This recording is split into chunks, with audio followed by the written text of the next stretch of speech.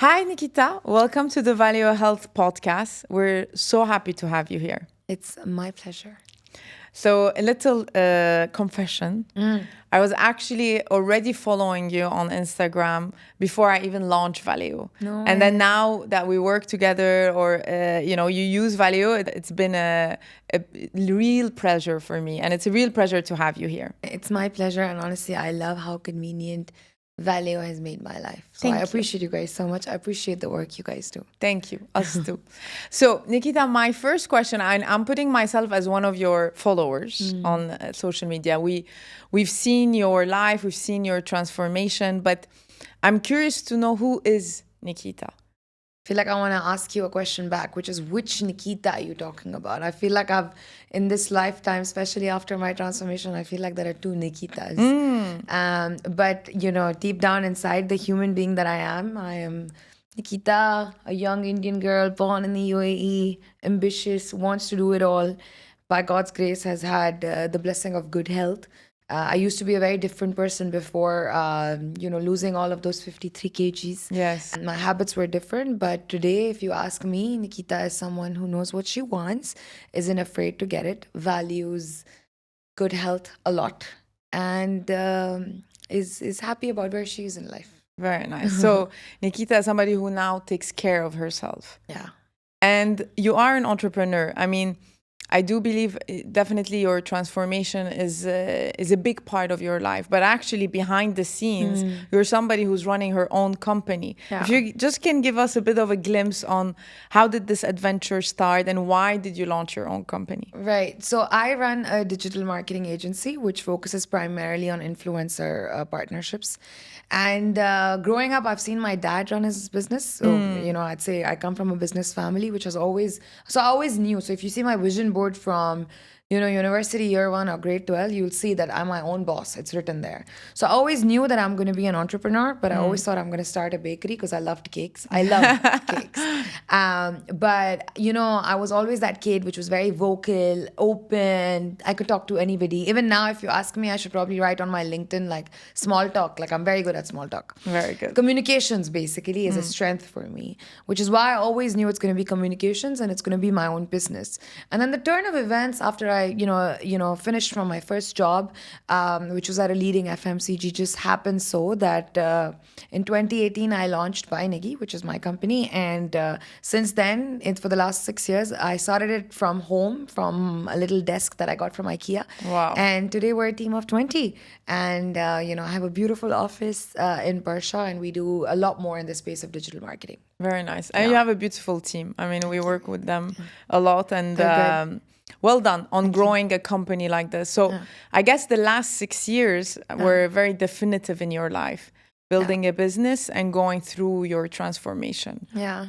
I wanted to know a bit, like, what was in your head the day you said, because I feel like everyone that goes through a transformation, I also was telling you, I was also big previously, big or bigger or whatever it is, now healthier, which I'm very happy about. It always felt like it's this mountain that is, too high to climb.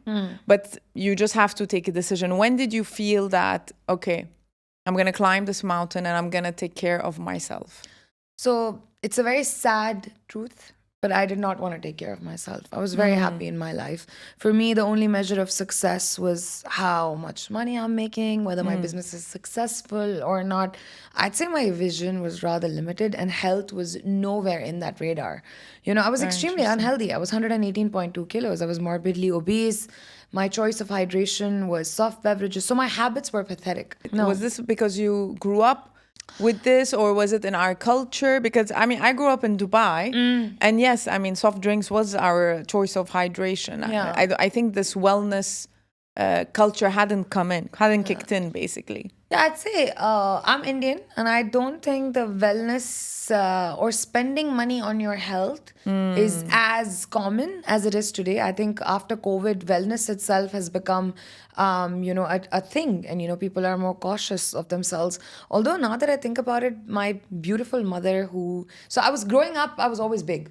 I was always that chubby girl whose cheeks were pulled and like, Yeah. oh, cute, you know. I And was everybody always says that, you are in good health. yeah, no, like, oh, you come from a, you know, happy family, or I don't know what they would say. I was always that the fat friend. Yeah. Okay. So the thing is, unlike, although I said that, you know, spending money on your health was not something that was common, my mom actually tried everything, you know, to make her kids lose weight, you know. But unfortunately, our habits were just really bad. We would always play computer games, eat the nastiest food, and like, you know, health was just not Yeah. something that I Not part of the equation. Not part of my equation at all. We you were know. too young to think Yeah. of it. Even, you know, in university, I feel like, and then in 2016, I started my page and I called myself a plus size content creator. So it's like I made my agenda. So when I went from size 16 to 18 to 20 to 22 to 24, that's the last size I stopped at. My mom would be like, Nikki, please, Nikki. I was like, Mama, I'm a plus size influencer. I have to be on the right track. You know, she's like, I don't know how to save my child.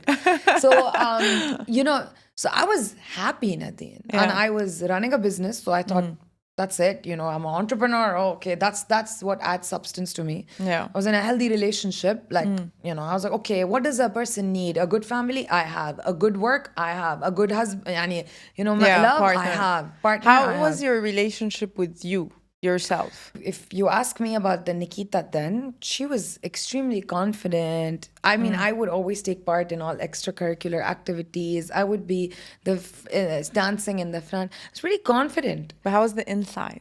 I've always been a positive person. Yeah. But now that I think about how I used to behave, or, you know, maybe I was in denial. Because Nadine, if you like, I remember every time I was called fat, you know. And I feel like those instances stay in your head because maybe they've left a mark. So if you ask me, and if I reflect, I think I was always happy. I'm not someone who like. But that's a blessing. Yeah, I that's mean, a blessing. It doesn't mean if somebody is big, they need to be Yeah. sad, and somebody Yeah. small is actually happy. yeah. It all comes together. You can be Yeah. small and unhappy. You can be big but maybe healthy is the important part. I was right? anything but healthy. I was the opposite. I think of that's the healthy. most important. I was the unhealthiest person you could find in the room. So the thing is that, you know, I get a lot of messages, you know, from women, especially bigger ones, and when you're that big, when you're a size 20, 22, 24, you actually don't put yourself out there. Yeah. Right. I think I was an exception because I never let my weight you know, come in the way of me doing the things I want. But a lot of girls, a lot of women wouldn't. They wouldn't wear the clothes they wanted to wear. They wouldn't dance. They wouldn't travel. They wouldn't step out of the house. They wouldn't do half the things. But I'm telling you, I thought I was the queen of the world. I mean, I think, look, that's a blessing to have. I mean, you were the queen. It's all about what you think of yourself, but the health. I mean, I think if we think of it now, this was in 2018, 19. 2018, 19. If you were now in 2024, still 117, 18 kilos, how much do you think your health would have been impacted? Firstly, I think if I continued my habits, I'd probably be 150, 160 kilos, which would be extremely sad. If I would still continue advocating that life, then shame on me. Yeah. Because if I think about my old self and I'm like, oh, I had a lot of love and a lot of women loved me and I was their icon, it still hurts me that for those many years I was putting out the wrong message. And that I think I'm going to continue undoing for the rest of my life by making sure no matter what I put up, I put it with responsibility. Social media is a responsibility, which I think I understood after my transformation. You know, it's funny, we were looking at statistics because in Valeo also we take it very seriously, the information we put on our page. We need to make sure it's research with the right experts and even everyone we work with. So right now, this generation takes 60% of their health and wellness decisions from social media. So actually, we do have a responsibility of the message we give because we don't know who is watching what and what they are trying. Exactly. So going back to your transformation, I want to speak later on about like your mind transformation, but I want to talk also about your health transformation. So what did you test? Were you able to go do some blood tests, do some talk to nutritionists? What were the tools? Okay, what were the tools that you have that said, okay, I can start my transformation? Or did you have any tools? No. So the thing is that, so I was always big, right? And I remember, I think it was around grade 11, grade 12 in university. I had obviously hit puberty, but that was the first signs where I think I showed signs of PCOS, and my periods started becoming inconsistent. As any young girl would, I went and told my mom, although I was really, scared. And, I went to a gynec and they're like, oh, you need to be on birth control pills. It's a lot of them do recommend. I don't know if till date. And all of that entire process really scared me. And then no matter what, I would go to the doctor and they would just tell me to lose weight. And I was nowhere close to losing weight. So I just stopped going to the doctors. I don't want to listen to this that was negativity for me. And I stopped doing blood tests because I didn't need to. And I actually I wouldn't get my period. Did you see a nutritionist? Did you go to the gym? Did you know what needs to be done and you weren't doing it, or you didn't know? Everybody, like if I'm having like a humongous meal with a burger and fries and sundae and a big Pepsi, or like soda, whatever it is, I know what I'm doing right and wrong. I think I knew it. But I didn't want to change. And like I said, I thought everything in my life is okay. And so what if I'm a little big? I have the clothes that fit me. And at one point in time, I stopped going to the mall because nothing in the mall would fit me. All my clothes would come from the US or UK. Oh, wow. But anyway, going back to the point of health and tests. So that's it. The doctor would tell me the same thing. So I stopped testing myself. And from 1 month to 2 months to 3 months, I know the longest that I didn't get my period was maybe 9 months. Wow. And, when I would share this with my girlfriends, they would tell me, I still remember, it's January 2016. We are at a friend's wedding. And they're like, Nikki, when we go back to Dubai, you have to go to this and you have to go to that. I'll take you, you take me, blah, blah, blah. But I let time go on. I'm busy with work. I can't. That's our best excuse, right? Yeah. Well, I'm busy. Busy doing what? I don't know. Yeah. Anyway, so all of that happened. And then, but I was still living. I'm like, it's okay. I'm not dying. Right? It's fine. It's okay. And then you asked me what made me transform. Sadly, Nadine, my transformation is not something I chose. I didn't actually go to a trainer or a gym or a nutritionist and stuff like that. Someone approached me and they're like, hey, listen, would you like to work together? I said, yeah, who cares? Let's do it. Maybe I'll lose 5 kilos. My mom will be happy. We will celebrate and move on with life. Yeah. That's how I got into the gym. And little did I know 4 years ago when I stepped foot into the gym, I would be a transformed person. But then imagine it's like day 2 of me going to training, second day I finished. And since then, my period has come like clockwork, Crazy. So it wasn't a pill? No pills, It nothing. wasn't. It was just actually moving. It was moving and eating right and giving myself enough water and living a life like a human being is supposed to. Yeah. Not like how I was. And funny enough, I still remember, I think I started my health journey and one of the first few tests I did was through Valeo. And it's my favorite memory, honestly. I think it was Dr. Mahmoud, if I'm not wrong. Yeah. And he, how you guys, when you do the test, you have the consultation. And I'm in my consultation. And he's giving my results a gold star. And I was like, 1 second, because it was through Zoom or something. And I literally switched on my, camera. And I'm like, can you please say all the good things you said about me? He's like, your report is perfect. Where is PCOS? What's this? I'm like, my report is perfect. You have to say this on camera because you need to understand, Nadine, it's at the age of 28. Did I first time hear someone say, you are healthy? But I love that you call it a report card because actually our blood work, our symptoms, but our blood work is something that we can control to a certain point. Yeah. So your changes, the fitness, the food, maybe some of the supplements you take, even your mind, the way you were thinking about it, your report card came A+. Exactly. So we're very happy that Valio told you this. Yes, thank you guys. But our body talks to us, and I always say the way our body talks to us is through data, and our data is blood. Yes. Right now. Yes. Hopefully we will get, I'm sure, much more data. So in terms of your health transformation, what would you say for someone, let's say, who's listening to this and who wants to have this feeling of feeling healthier. And feeling healthier really means not only wearing the trouser or the dress you wanted to wear a long time ago. It's really waking up in the morning with full energy, running around, not having stomach aches, sleeping well. This makes you a better person, basically. So what would you say are your, top tips to start? So Nadine, as someone who has been morbidly obese, I'd say the benefits that you mentioned come into realization a little later. Later, okay. The That's very first part interesting. is the resistance. It's the resistance in the beginning to fight. The only thing that will fight that resistance is results. I need to see the number on the scale dropping initially. I need to see that t-shirt that didn't fit me fitting.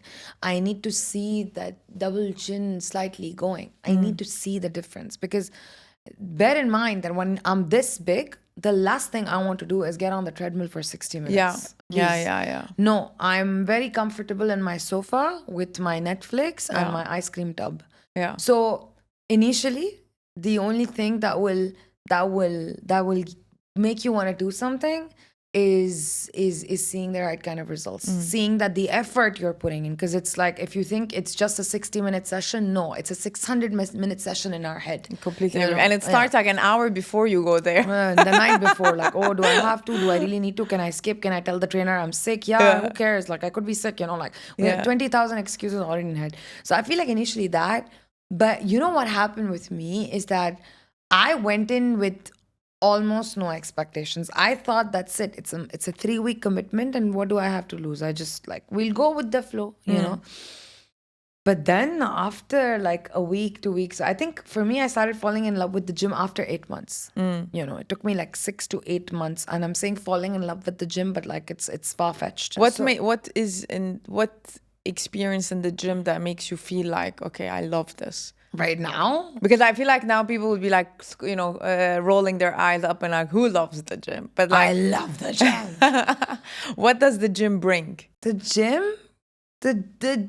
First, it got your period. Yeah, because period, which is very healthy for a woman. Yeah, and like normal. Like as a woman, I'm supposed to get my period. Exactly. The gym has got me happiness. The gym has got me a fit body. The gym has got me a fit mind. The gym has shown me that I can do monkey bars, and that I can do yoga poses, that I can box, that I can go for a hike. I can do so much. The gym has allowed me to wear my own shoes because I couldn't. The gym has allowed me to sit on an airplane seat without an extender. Yeah, that's a good feeling. The gym has allowed me to go to the mall and shop because I wouldn't get my clothes in the mall.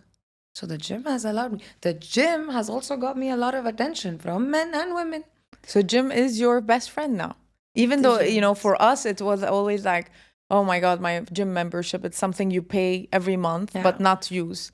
But actually, guys, whoever is listening to this, go make a best friend and go to the gym. It's really, really, really one of the best things you can do for yourself. I feel like, I always tell people that, okay, let's say the gym is not for you. I think it's important to move your body. It's to have activity. And I feel like the gym, like cardio, doing some form of cardio, because it's not just sport. It's not 30 minutes of paddle that can, especially if you're big, if you're average, if you're fit, and you make sure you move like with some sport or something like that. Like you can't be at 118 kilos, go for Pilates and lose the weight. That's never going to happen. Right? So it's for me, I call those enhancement activities. And then weight loss is a program, So whatever it is, I think movement is medicine. It's very important. Movement is medicine. And at any age, there's no like, okay, I am older now. I need to, I don't need to move anymore. No. I think my weekly agenda includes convincing my parents to come to the gym with me. Yeah. I think the day, Mommy, Papa, if you're listening, the day you come to the gym with me, I will feel like I have made it. That's the day I will feel like I've made it. I do feel like we have in our culture, actually, in Middle Eastern and Indian culture, it's like, oh, I'm old now. I will not move. You have people running marathons at 90, so you can. Yeah, you can. I have the same thing, and I like, let's go walking with my dad. Like I literally tell my dad, okay, let's go to. My dad walks. To be honest with you, 60 minutes he walks every day, which I'm very happy about. But I'm like, lift the weight, or like, okay, if you don't want to lift the weight, you'll meet people, you'll say hi, hello to people. It's just. like we also, whatever gym you go to, there are people there. There's, you meet like-minded people. That helps also. So this comes to, I think a lot of transformation is about change, is about putting yourself out there. It's about doing things that it's not in your comfort zone, and that requires a lot of courage. And I think your entrepreneurship journey, I'm sure, provides needs a lot of courage. So the last 6 years, I always say, when you ask a courageous person, you're so courageous, they're always like, say, oh no, I'm not. But if you look at the transformation and setting up business, you require so much courage. Yeah. Do you think you are a courageous person yourself? Do you believe it? Number one. Number two, what would you say to someone listening, that how can they get the courage? Or what can they do to have more courage? If you asked me this question maybe 2 years ago even, or 2 years ago, or even last year, I don't think I had reflected on how much courage I have shown. Okay. So starting my business, I don't think is a courageous move, to be honest with you, if you ask me. It's a scary move every day, but that's the courageous part of it. Yeah, maybe. I don't know. Like for me, I don't know. Starting my business, although I doesn't seem like a courage. Maybe today it doesn't. But you said you have now 20 people in your team.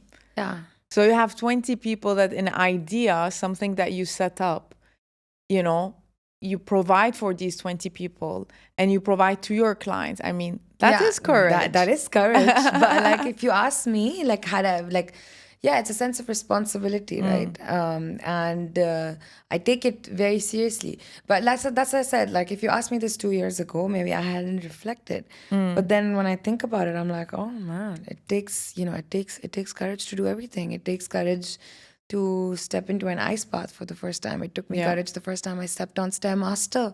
It took me courage to attempt my first box jump. And like, but someone said something to me that really stuck with me. And they said that, do you know what is happiness? Happiness is actually nothing but overcoming hardships. And then when you think about it, I'm like, okay, what does that mean?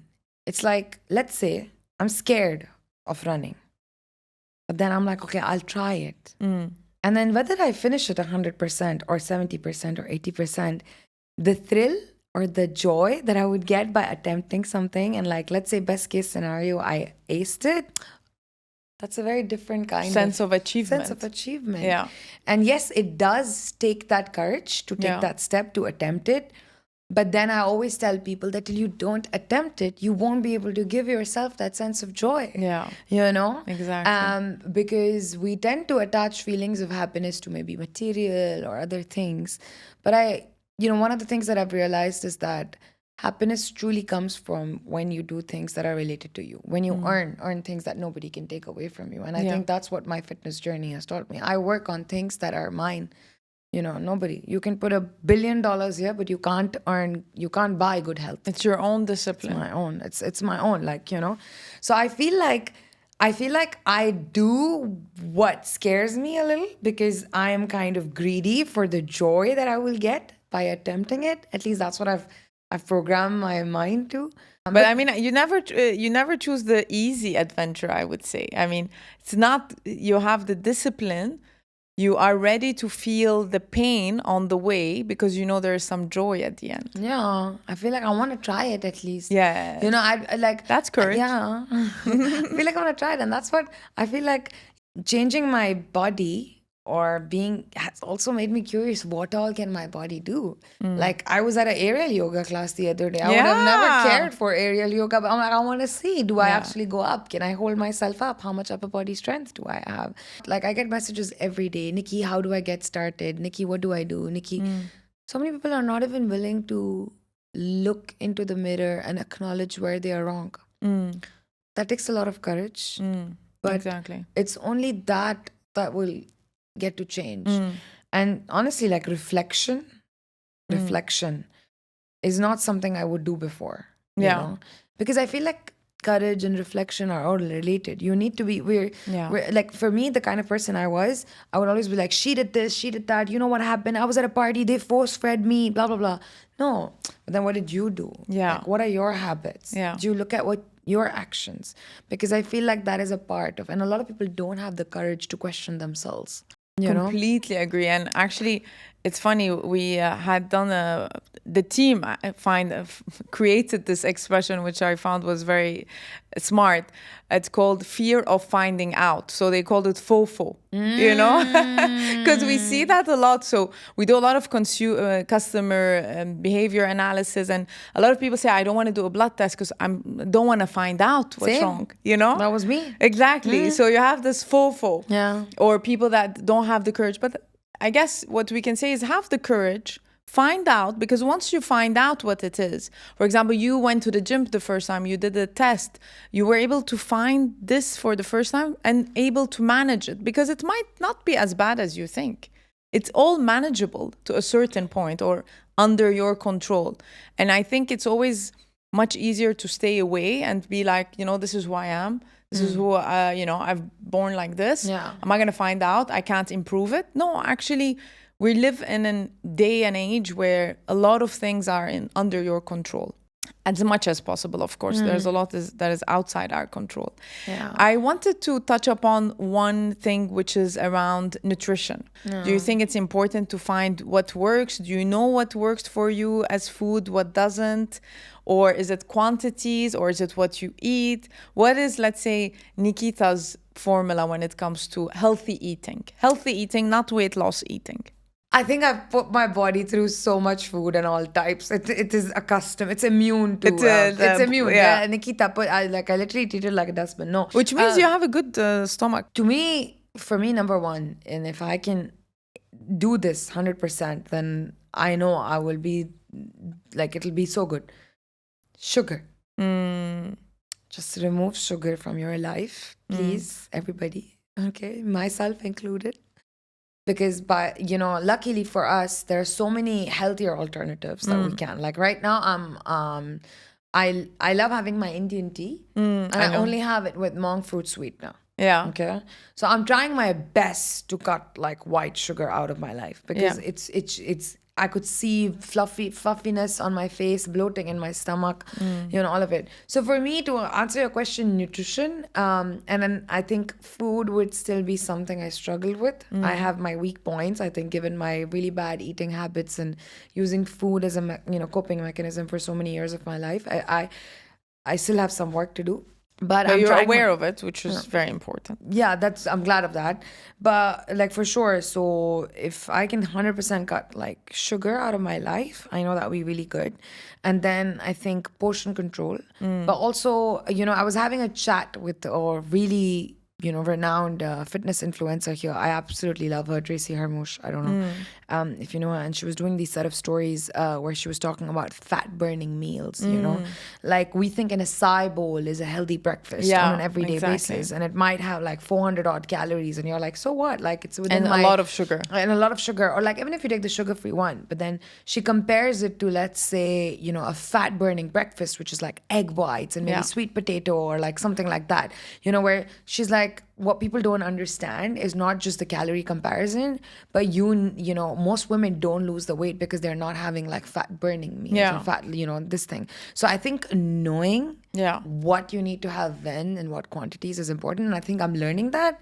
I'm way more conscious about what I put into my system. Portion control is something that I could, improvise. But for me, I feel like, I think some very obvious no-nos are, like I said, sugar, carbonated drinks. I've really cut down on alcohol. I don't think alcohol does any good. Irrelevant things. I'm becoming. I think conscious. The very good point on like an acai bowl or breakfast. We also do a lot of like, what's a healthy swap protein. Yeah. I mean, back to basics, eggs, protein, chicken, I mean, even some beef, not a lot, yogurt, cheese, good cheese. Good cheese, It doesn't need to be any kind of like ingredient where we don't know where it comes from, or, just the back to basics. I think our, parents or grandparents knew what to eat. Now, my last question to you. And, now that you had these last 6 years, you know, what would you say was your most insecure time in your adult life? And what was your most secure time in your adult life? I think I'm a pretty secure human being. Yeah, Do you think this comes from like your upbringing, or is it like a natural thing? I know there's a huge debates always about like, is it natural? Is it how you were raised? I think my parents have taught me well, for sure. And I've seen my dad do some really good things, and my mom also always, just be within. I don't want to use the word boundaries, but there was simplicity in the way she's lived, and I appreciate that about her.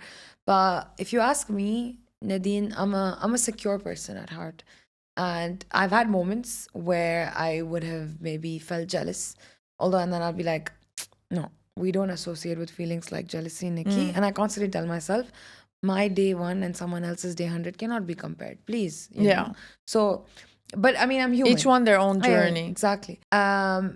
But I think now more than ever, like, I'm so much more about the message of like own lane, own game. That's it. Like, But if I think about insecurity, I don't know why when you use that word,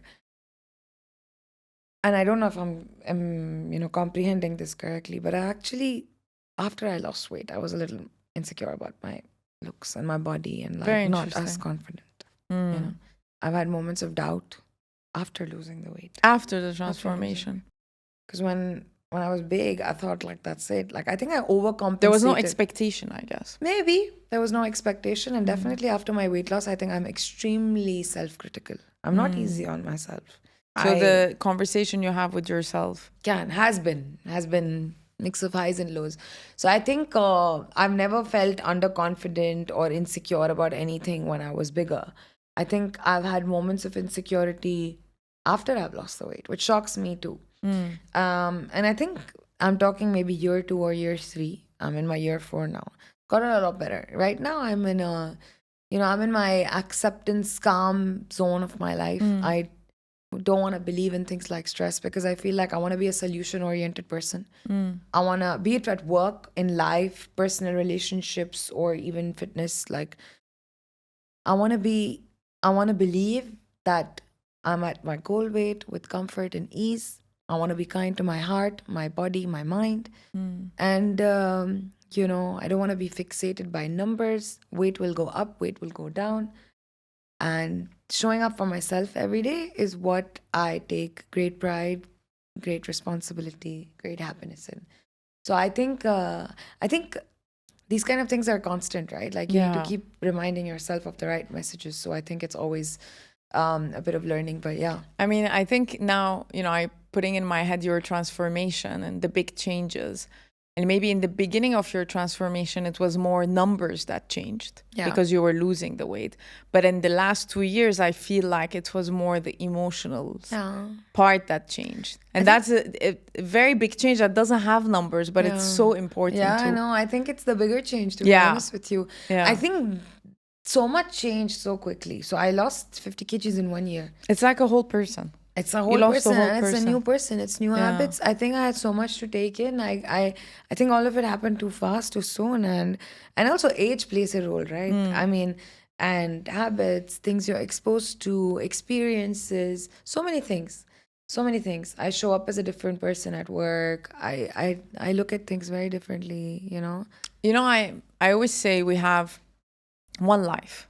We really do. We have one life, and we have to live it to the best that we can every day. And I really think your transformation really shows that somebody who's committed to live every day, be it when you were big and accepting yourself, or now, you really try to do the best you can every day. And I think that's the message, the most important message for everybody. Yeah, no, absolutely. You have to push yourself to do the best that you can, 100%. And I really, as someone who never cared about health, I think if there's one thing I can tell anybody who's watching is do not underestimate the power of good health. Yes. And that is something everybody deserves to give themselves.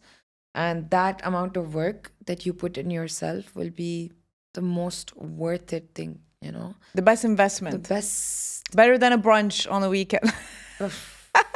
A brunch is not a good investment. Exactly. But no, it's the best. I mean, taking care of your health is the right thing to do. Thank you, Nikita. I Thank you enjoyed for this a lot. me too.